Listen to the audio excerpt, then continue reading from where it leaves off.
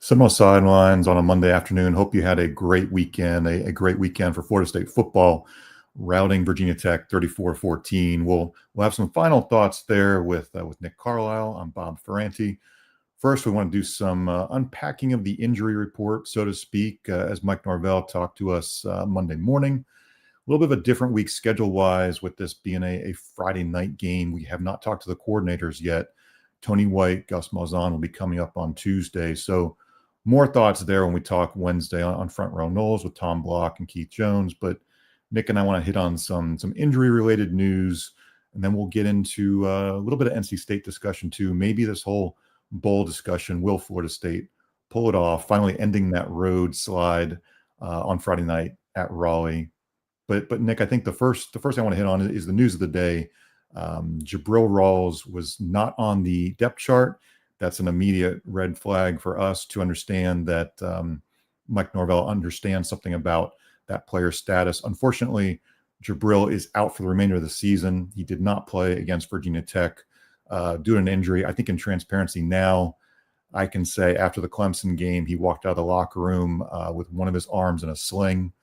So he was clearly injured post-game, clearly injured during the game at Clemson, injured walking out of the locker room, and you felt like that was one where it could be a longer amount of time. Unfortunately, Jabril, one of Florida State's top corners, I think a really good run defender at corner too, a guy who really, I think, was the most improved defensive player, maybe, Nick, if we're looking at the 25 team versus a guy who didn't play a ton in 2024. But I felt like that was a guy who was really improved and a big contributor for this team. No, and he's extremely versatile. I mean, obviously, he's been very, very good in the passing game, but his willingness and ability to kind of get off his block on the outside of the edge and come in and tackle people, get them down to the ground, something that's probably been the most impressive thing about how his game has evolved over the past year. Since you're right, he didn't necessarily see the field much in 2024. Now, when you got AZ Thomas and Fentrell Cypress, two of those guys are certainly kind of entrenched in their starting spots last year. Maybe a little bit harder to enter into that rotation, especially with Quindarius Jones last year having that nice spurt of 3 games. So maybe not necessarily an indication of talent being overlooked, but he has waited his turn and he has done the most with the time that he's been given. And it's a shame that he's going to be missing the rest of the season with what we assume is the same arm injury that you saw at the end of the Clemson game. And it might be the same, maybe an exacerbation of the injury that he received earlier in the season where he was banged up for a couple of games. It might have been a nagging injury that may have gotten worse with whatever injury he sustained at Clemson. But doesn't feel like Florida State missed him tremendously against Virginia Tech. That might be a little bit different against NC State that has a bit more of a prolific passing attack. And, this coaching staff feels really good about what they have in Shamar Ono, who was the guy that filled a majority of the spots with Rouse out on Saturday. So we did some stories last week, Nick. You and I were looking at the 2024 class, what guys have contributed in their first year plus, what these 25 guys have contributed. Honestly, it kind of felt like as I was writing it, I was almost surprised by how many 2025 guys had contributed. Again, that's Mike Norvell's term. His bar was contributed from these last 2 classes. And Arnaud is one of those guys who's going to be pressed into action here even more. And I think that's a good thing for him. The staff has really praised him. I think they've kind of questioned the maturity to some extent of a 19-year-old guy, but that's going to happen, a freshman in college football. But I think they like, Mike Norvell talking today, they like his preparation, his work, the competitiveness, what it's shown out there. He needs reps. That's the way it's going to be for every freshman. He needs reps. But we've seen it from a Mandrell Desir. We've seen it from a Daryl Desir. Usman Kroma got some more snaps on offense. I think I'm starting to like the way this 2025 class is producing. Again, they're not wholesale starters out there, but it's enough contributions to feel like they're getting their experience. They're feeling good about themselves. They have some good film to accumulate. And maybe, Nick, if they are bought into this long haul, that they can be a guy you can build around. Again, the Desirs, Shamar, all of them for 2026 too. Yeah, and just going back to Shamar really quickly, quickly dipping into PFF, played 50 snaps on Saturday with a grade of 67.2 and a 68.1 coverage grade. So, by all means, had an above average game in what he was asked to do. Obviously, Jerry Wilson did play. I feel like one of his better games. Obviously, he started off the season really, really well, got a couple of picks, and then there's just been other times this season where you kind of look at what Jerry Wilson's doing on the field and you kind of shake your head saying, are you, what's going on? You know, are you trying too hard? Or are you perhaps oversimplifying what you're being asked to do? So it was good to see Jerry have a good spot on Saturday. It was good to see Shamar or no get into that role and have, by all intents and purposes, a pretty solid game there.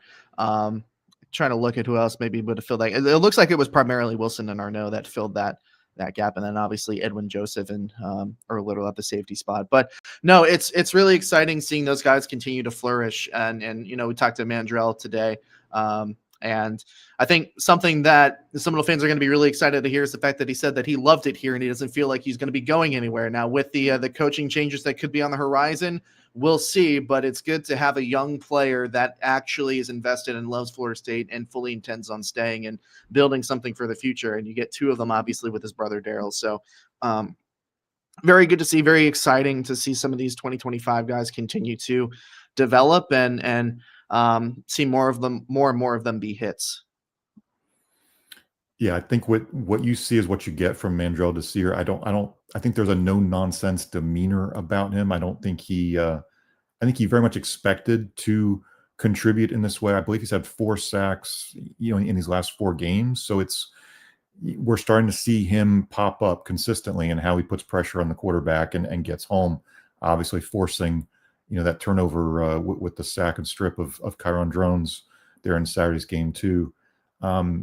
Briefly, I think a storyline we should be watching at corner specifically, Nick, is like Quindarius Jones is out for the season with an injury. That was an experienced guy that we thought maybe that's your third corner, right? Maybe that's a guy who plays quite a bit. Now with Jabril out, Q is out. You're going to be seeing a lot of Shamar Arnaud. Could these be opportunities for a Charles Lester? I know Mike Norvell said Kai Bates making more of a transition from a high school receiver to a college corner. It will be interesting to see, I think, moving forward. If somebody needs a breather, do you go to Charles Lester? How does that look? What are the options? It doesn't feel like Florida State's thin that corner. I don't mean to say it that way. It's just you're dipping into less experienced guys. But I think these are the types of opportunities that Charles Lester should be getting. Some very, very important road games, again, with NC State on Friday and with Florida wrapping it up after Thanksgiving on that Saturday, the 29th. So interesting storylines there, I think, to unpack as we watch what happens at corner. The other injury news is really Mike Norvell, I think, passing it on to the availability report that will come on Wednesday. Richie Leonard, the fourth, again, injured against Virginia Tech. And I didn't watch enough of Jacob Rizzi in real time, but I think Norvell was happy with Rizzi. Graded out pretty well, I believe, as a pass blocker, not so great as a run blocker there from PFF. But that's another storyline to watch, is just Florida State hasn't been able to keep the offensive line healthy across 10 games. You shouldn't expect that. It's a long season. But now it's kind of next man up if you need to turn to Jacob Rizzi. Also, if you need to turn to Andre Otto, as they did for a few plays against the Hokies too.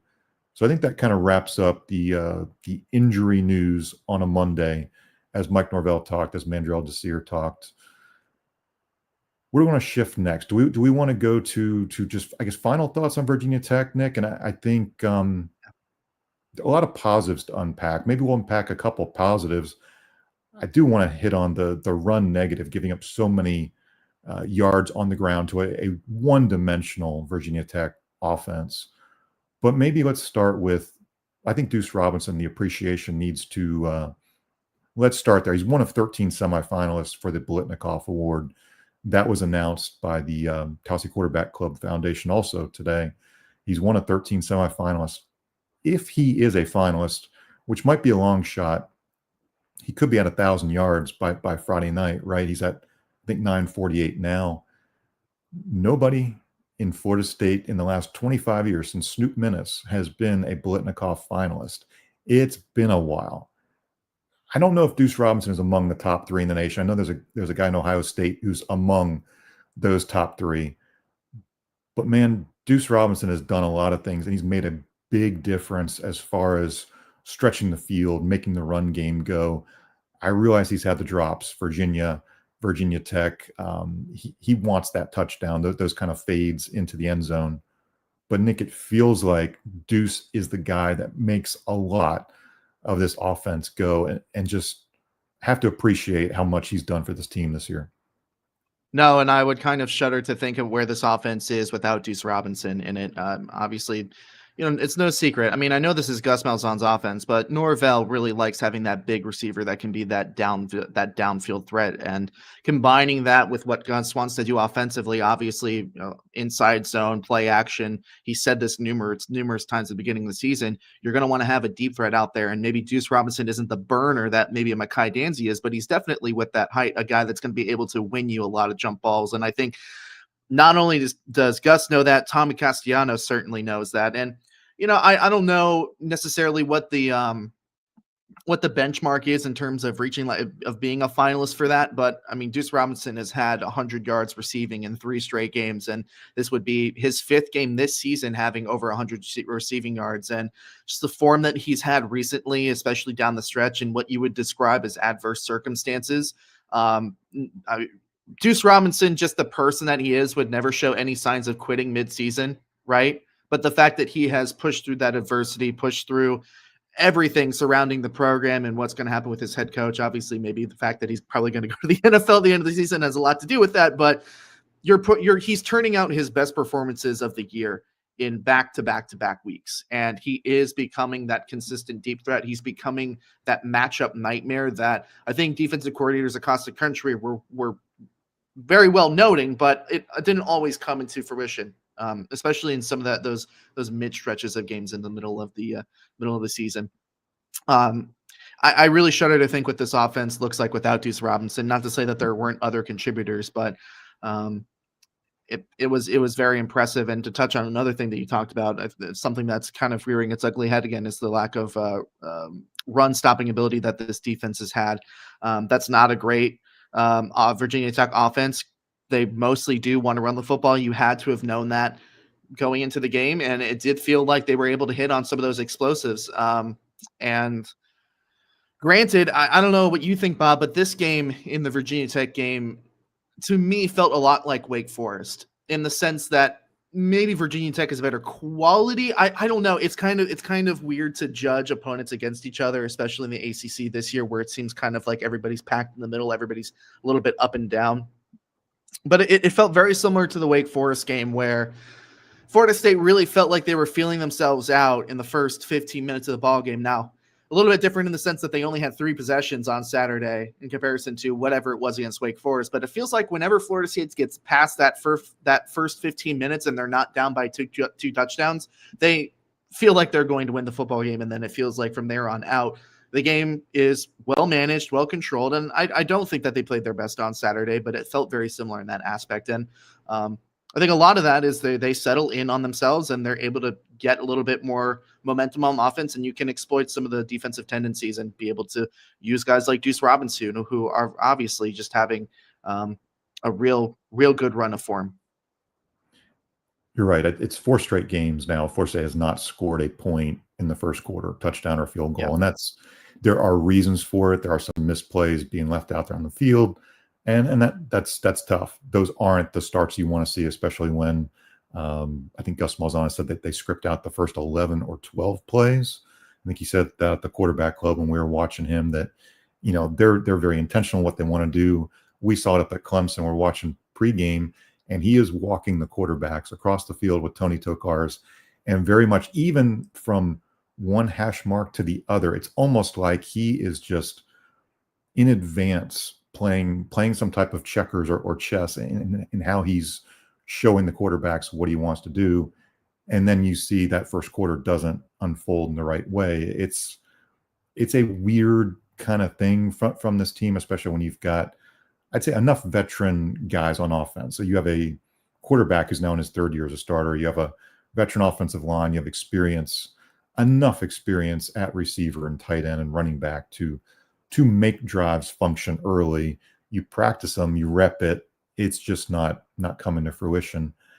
I was bummed. I think by the end of the night, you felt Florida State was going to win that game. I agree. It was very similar to Wake Forest. But the way, especially I think early, Virginia Tech was getting those yards on the ground, was converting enough on third down. Those turnovers were huge, right? Because Drones throws up that essentially a first quarter Hail Mary, an ill-advised pass that Jerry Wilson picked off, right? A gift otherwise. An absolute, I've heard a couple of people call it like a momentum type of gift too, that Sure. it felt unnecessary. It really felt unnecessary from them to do that. Interesting that they tried it. Interesting that Florida State was able to get also the fumble. We're seeing an. I mean, I wouldn't be surprised, Bob, if that was something on Drones. Like that might have been the play call, but that might have just been something instead. It's like, okay, we just broke up. I think that was like a 45, 46-yard run. It's like, okay, let's take advantage of this and get momentum now. That felt very much like a play that a quarterback would do. When you're 3-6 and you do have an interim coach and you are just trying to win games and get by in what I believe is his final year of eligibility, you try to take control of the game. You try to make plays and be that playmaker, and ultimately you try to do too much and you throw it straight to Jerry Wilson, who obviously the receiver fell down, but it felt like an unnecessary play call for sure. Sorry to interrupt, but that's the first thing that came to my mind. Yeah, question here, did Florida State have a spy on Drones? He ran for 5-10 yards nearly at will. I'd be curious for Jerry's opinion on this one. I know he's got the all-22 view in the Champions Club. It looked like a lot that the middle of the field was green grass, and they were either trying to get home and just didn't. I don't want to say it was the same defense every play, because you can't do that. You're changing up a lot of things, whether it's a 3-man front, a 4-man front. It didn't feel like there was enough mindful linebacker play in the middle of that field to make sure that he was converting too easily, to me, Nick, on third down. I think they were 7 of 11, 7 of 12, somewhere in that neighborhood on third downs. And that's, again, when you're playing a one-dimensional offense, you don't want that quarterback as a runner to beat you. You want to force him to try to throw. It's just, I think it was a little bit frustrating as far as a storyline that you then apply moving forward to an NC State and a Florida. Those aren't as mobile quarterback type teams, but it does raise a red flag of concern, right? Yeah, I'd have to say so. And I mean, I don't know. So with CJ Bailey coming up next Friday, I mean, he's obviously a very big body, but he also is a dual threat quarterback. And that's something that I do believe is going to be an element of the game. But as it pertains to Drones, I would have to go back. I wouldn't be surprised if Tony was just in zone a lot, and they're sticking to their zones and just had or slow reaction or poor judgment to the ball. I remember it was like a 3rd and 11, maybe like a long 3rd and 8, something like that. He rolls out of the pocket. James Williams, who granted, when he has a free look at the quarterback, I think he's just never going to make the play. So maybe that was part of the problem. Why it just never happens. But he rolls out of the pocket. It was a long 3rd down. He's able to make it for a 1st down. I mean, Drones is a dual threat, but it's not like he's lethal with his legs. So it's. I wonder if in the scouting, Florida State didn't acknowledge him as a clear running threat. Like, I know he's a clear running threat, but I just wonder if they opted to say, okay, he's just going to try. I mean, there's a chance that he's going to run, but maybe it'd be better to sit back in coverage and try to get some takeaways. I wonder if that was the play call. I'd have to go back and watch the game. But it felt like Florida State was in zone a lot, and obviously zone is pretty heavy with this team. But specifically later in the game where, Virginia Tech had to move the ball down the field and really get a lot of chunk plays. That's where you maybe can look at it and say, okay, well, what's going to be more lethal? Is it going to be a 7-yard scamper out of bounds when they're down 2 touchdowns, or is it going to be not keeping your integrity, going up and chasing after them and giving up a big touchdown pass over the top? So I wonder if that was selective at all. But in terms of the dual threat quarterback, it's something that Florida State has struggled with this season. I imagine it's going to be something that they're going to have to take into account with CJ Bailey with NC State on Friday. We're going to get to talk to Tony tomorrow and Gus tomorrow as well. So it's going to be interesting to see what they say.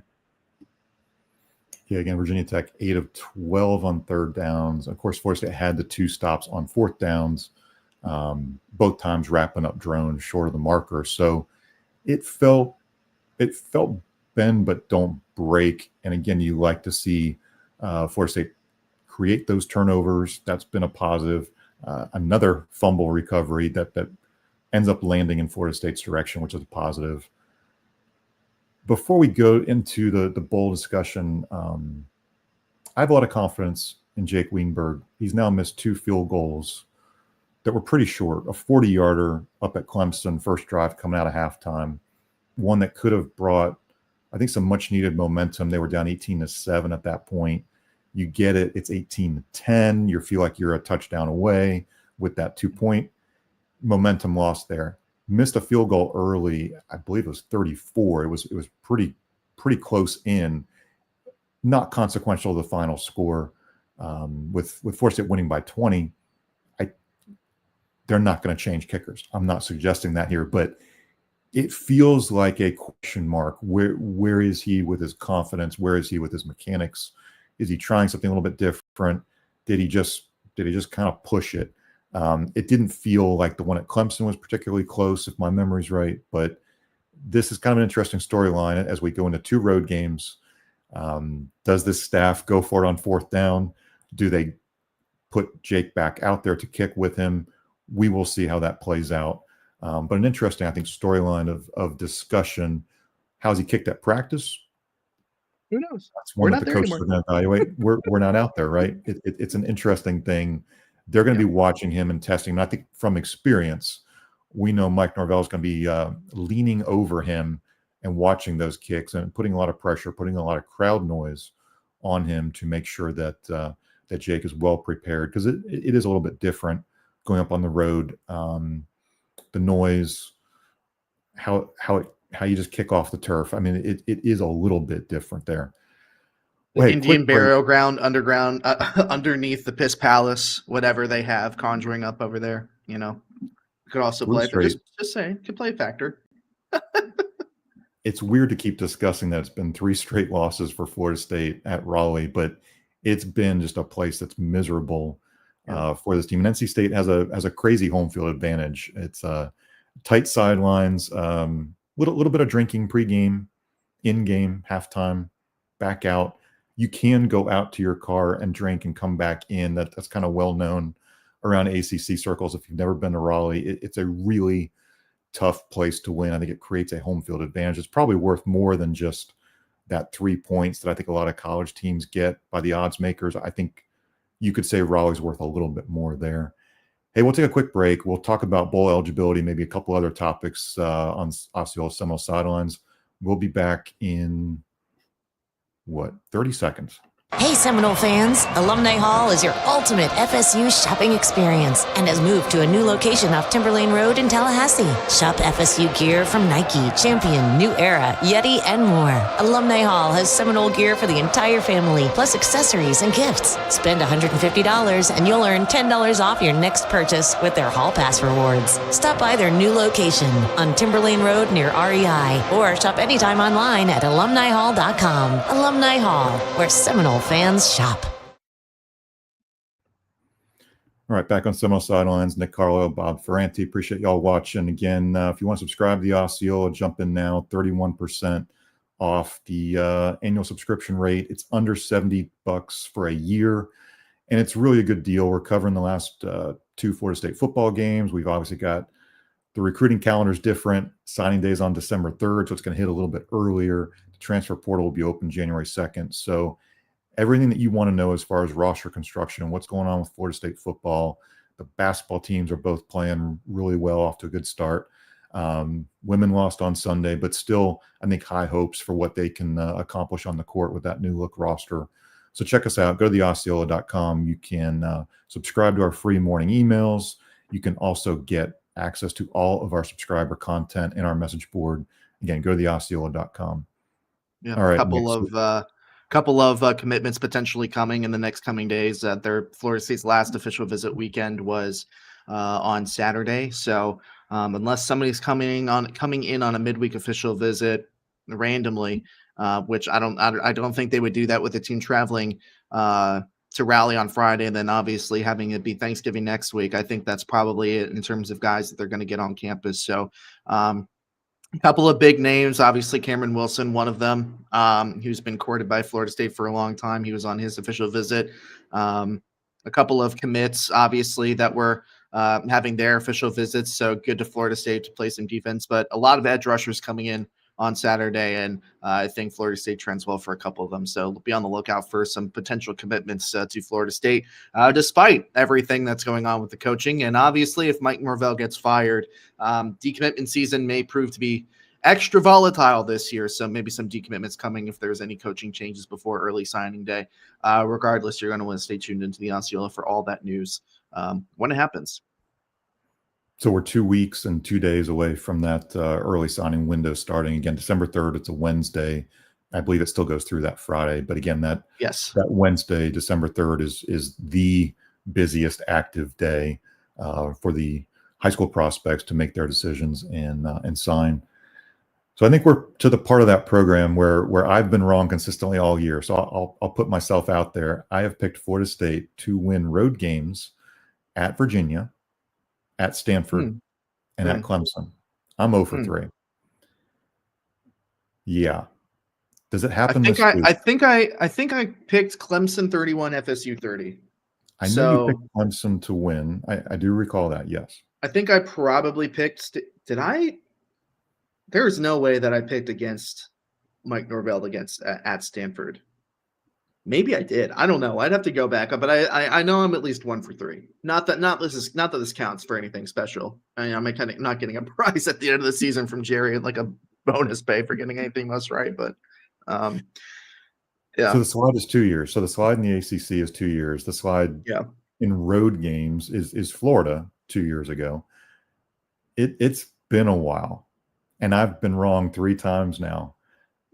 I think Florida State can beat NC State still. The stubbornness in me is there. If this were a neutral site game, I think I'd go Florida State comfortably without really a lot of thought against NC State. But there is that if because it's Raleigh.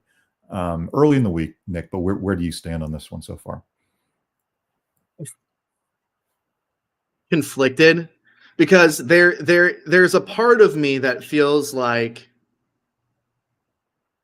it would almost be poetic in like the worst way if Mike Norvell was able to go up to Raleigh and win, and then Florida State's bowl eligible going into Florida with a chance to end the season 7-5. Like that would be the chaotic neutral outcome for the end of the season for Florida State. And, there's also the feeling of, well, look, that cherry's got to pop eventually. 2 straight years without an ACC win on the road. Surely at some point that's going to have to come to an end, right? Right? Surely that losing streak against NC State in Raleigh is going to go your way, right? Like the law of probability says to me, okay, this NC State team isn't great. They're good. I think they're 35th in the country in passing offense, something like 81 in rushing offense. So, they're going to be you're going to be facing an offense that is going to test your safeties. Obviously, CJ Bailey is one heck of a quarterback. Entering his, or no, I think he has started every single game for NC State, not only this year but last year too. So he's only a sophomore, but he's got a lot of game experience. And obviously, they're getting Florida State at home in what is a house of horrors for Florida State. I genuinely don't know what to pick, and that's not just me having a cop-out and saying I don't have to decide now. I've got a couple of days to think about it. But really, I'm fighting between what logic dictates to me, knowing that this team is mentally fragile, and if they get down on the road at NC State, I don't think they're winning that football game. But if they're able to go in there, they're able to get some even footing, and maybe NC State isn't playing their best game. They've been an up and down team all year, then maybe Florida State has a chance. And you're also going in with the hope that, hey, that bad streak has got to end at some point. It's the gambler's fallacy, except with ACC road wins and not jackpotting in Vegas. So it's It's very close for me to call. It's been hard for me to call pretty much since the middle of the season in terms of picking who wins and who loses, because I know what I'm seeing on the football field, but I also understand that I amend some of the statements that I made earlier that the team has given up on Norvell. I don't think the team has given up on Norvell. I think I have seen enough in recent weeks for me to say, okay, this team just may not be a very good football team, and maybe an average football team with a below average mindset that is playing hard for their coach. And that's very, very hard to predict, especially as they're going on the road to a place that they just haven't played well at. So that's inside my brain at this point. And I think part of the problem is I feel conflicted with NC State coming off a really bad performance down at Miami. Are they motivated to come back home and really show who they are? I believe they're also 5-5, so bowl eligibility on the line for the Wolfpack. They just a couple weeks ago beat Georgia Tech, which might be representing this ACC in Charlotte, potentially in a playoff. Who knows what's going to come out of the ACC the next couple of weeks and potentially be playing in Charlotte. But that's another. You know what I hope, Bob? I hope somebody gets snubbed. I really hope somebody from the ACC gets snubbed so we can all sit here and say, we told you so. And our team was better than your team when we got so. I hope that, as much as that maybe that's a bit of a boo-hoo on the ACC and what this means for the caliber of the ACC as a conference, I'm still petty. I'm still hurt. I want somebody to get absolutely ripped off, and maybe it has to be Georgia Tech, which wouldn't that be ironic, because we had to go play Georgia Tech the first game in Ireland after the heart was ripped from Florida State as a program. You know, that's your branding. That is your headline. And I think that's the emotional discussion. The other one is the financial discussion of what happens if an ACC team is left out of the playoff and doesn't get that share of the college football playoff money. And I don't know how many millions of dollars that is. I'm sure I could Google it, but it's enough money to be concerned. And from a reputation standpoint, what happens if the ACC is left out? It would definitely show how it is viewed by a select committee of a few retired coaches and some ADs and some other folks who are on that committee. So it would be interesting. Well, Nick, let's close here. FSU 5-5. Bowl eligibility on the line these next 2 weeks. Obviously, the reputation of a lot of players and the program and Mike Norvell's reputation on the line these next 2 weeks. Does Florida State either get it done in Raleigh or Gainesville, get bowl eligibility? And if you want to predict what the final record is through the regular season, what do you think? 5-5 now. And it's tough. It's tough also because it's hard to get excited as a Florida State, and you went to Florida State, I went to Florida State. We're unbiased media, but we still have fandom in our hearts. You know, it's subdued. It's very subdued, but you and I both know the standard of Florida State, and you know that realistically we shouldn't be getting hyped or overconfident about wins over Wake Forest and Virginia Tech. Maybe some of the Virginia Tech teams back in the day, but certainly not this one. Certainly not Virginia Tech teams of recent. So it's important not to get too high. It's important not to get too low. And I know that I got too low a couple of weeks ago after the Stanford loss, but I think a lot of people did. It's hard to maintain that midline in terms of what to expect. There's part of me that strongly feels like they go to Raleigh and they get it done. For a lot of the reasons that I mentioned, 5 minutes or so when you asked me if I thought they could win at Raleigh. I do think they can win at Raleigh. But this is why it was so important for Mike and Florida State to beat Virginia Tech on Saturday, because now you get 2 cracks at it. And I think, not to move the goalpost for Norvell, but you need to be bowl eligible this year. You need the practices for the younger team. If you want to even pitch to an administration, hey, we've got all of these exciting young players. I feel really, really good about the players that are coming in. You want to be able to develop those younger players. That is part of the package that Norvell is going to need in order to even pitch to the administration on coming back next year, in my opinion. So you have 2 games, one in Raleigh, one in Gainesville to get it done. I think they go 6-6. I don't think that this team has played well enough to be able to beat Florida in Gainesville. I know how bad Florida has played recently, but that is a rivalry game that they will get up for. And I think that team across the board has more talent than Florida State does right now. From a pure talent recruiting perspective, I think Florida is a deeper team. It's got a much better defense. I have more confidence in Florida's defense being able to stop Florida State's offense, which has been up and down, which something that we haven't talked about this show, with Tommy looking healthy again, maybe fighting off some of that injury bug that he got at Virginia that's lasted, and obviously the hit that he took at Stanford. Maybe Tommy's finally getting healthy again, and maybe that's the key for this Florida State offense to look really, really good again.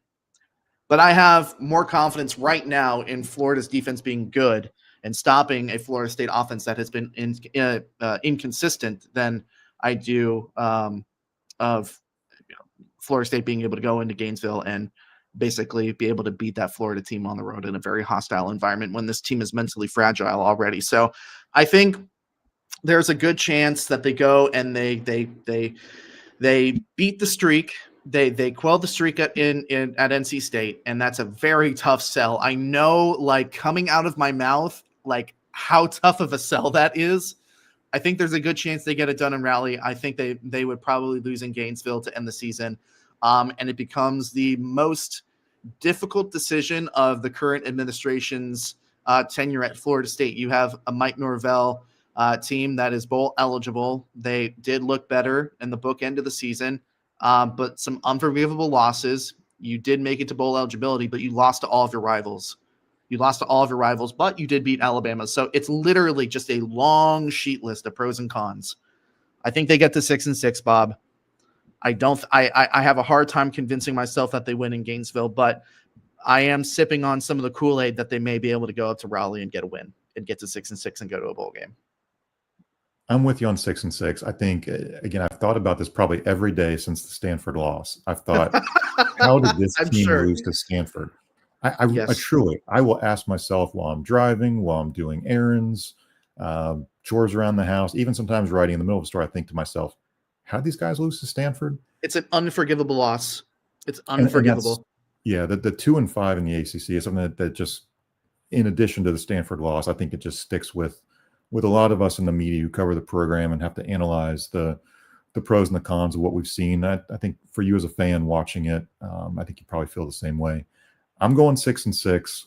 I'm reluctantly on Monday going with Florida State to beat NC State. I want to do a lot of homework on the Wolfpack, watch some of these past games.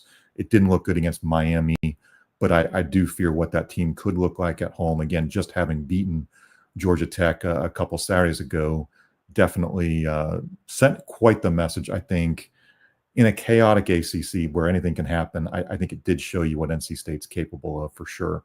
So we'll see how it plays out. Again, Wednesday's show, Front Row Knowles, Keith Jones, Tom Block, myself will be there.